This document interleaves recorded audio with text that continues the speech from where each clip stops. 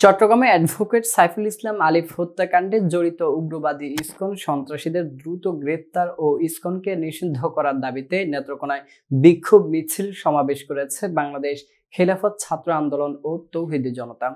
বৃহস্পতিবার সকালে বড় বাজার জামে মসজিদের সামনে বাংলাদেশ খেলাফত ছাত্র আন্দোলনের ব্যানারে বিক্ষোভ মিছিল বের হয়ে শহরের প্রধান সড়ক প্রদক্ষিণ শেষে জেলা প্রেস ক্লাবের সামনে এসে শেষ হয়।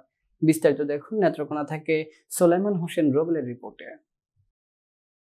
ইসকন সন্ত্রাসীদের দ্রুত গ্রেফতার ও ইসকনকে নিষিদ্ধ করার দাবিতে নেত্রকোনায় বিক্ষোভ মিছিল সমাবেশ অনুষ্ঠিত হয়েছে।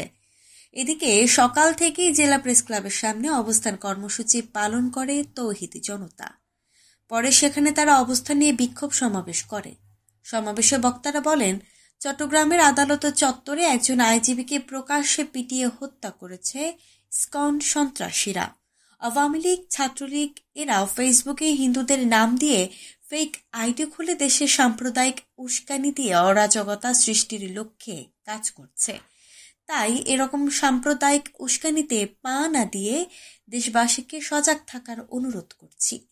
ইসকন হিন্দুদের সংগঠন না, ইসকন হচ্ছে জঙ্গি সংগঠন।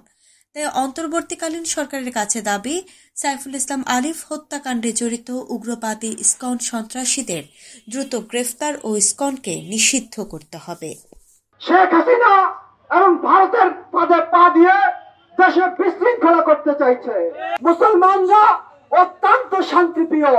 আমরা কারো বাড়িতে হামলা মামলা তো দূরের কথা, আমাদের ধর্মে আছে অন্যায় ভাবে কাউকে একটা কথাও বলা যাবে না। ছাত্রলীগ, আওয়ামী লীগ এরা এই হিন্দুদের সেজে তারা এখন আমাদের কাছে অনেক তথ্য আছে যে তারা হিন্দুদের ফেক আইডি খুলে আমাদেরকে উস্কানিমূলক ফুস দিতেছে, যে জায়গায় জায়গায় যেন হিন্দুদের সাথে আমাদের জন্য হাঙ্গামা লাগে গাঙ্গামা লাগে।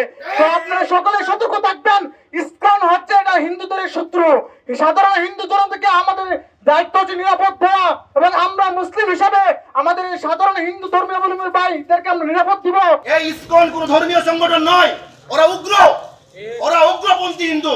আমরা দেখেছি পুলিশ ভাইদেরকে যেরকম নির্মম ভাবে ওরা অ্যাডভোকেট আলিফ ভাইকে যে হত্যা করেছে, তার প্রত্যেকটা মানুষের যথাযথভাবে আইনি প্রক্রিয়ায় আমরা কেউ আইন হাতে তুলে নিব না। আইনি প্রক্রিয়া যথাযথভাবে তাদের বিচার হোক। আরেকটা ব্যাপার হচ্ছে, আবারও বলতেছি, বাংলাদেশ থেকে এই উচ্ছৃঙ্খল, এই বিশৃঙ্খল, এই সন্ত্রাসী গোষ্ঠীর, এই জঙ্গি গোষ্ঠীর ইসকনকে বাংলাদেশ থেকে চিরজীবনের জন্য নিষিদ্ধ ঘোষণা করতে হবে। বলছি, আমরা আপনাদের শত্রু নই, আমরা আপনাদের সাথে কোন প্রকার দাঙ্গা হাঙ্গামা সৃষ্টি করতে চাই না। আল্লাহর কসম, তোমরা এরকম চাল পাবে না। যদি প্রয়োজন হয় তোমাদের পুত্ররা যদি আমাদের ইসলামকে এই জমির দিকে হরকম খুদার কসম করো, আল্লাহর কসম, বাংলার জমিন থেকে পালাবো তো দূরে। আমরা আমাদের বাংলাদেশের অন্তর্বর্তী সরকারকে জমিনের ভাবে আমাদের ভিডিওটি ভালো লাগলে অবশ্যই আমাদের ইউটিউব চ্যানেলটি সাবস্ক্রাইব করে পাশে থাকা বেল আইকনটি বাজিয়ে দিন। এছাড়া আমাদের ফেসবুক পেজে লাইক দিয়ে পাশে থাকুন।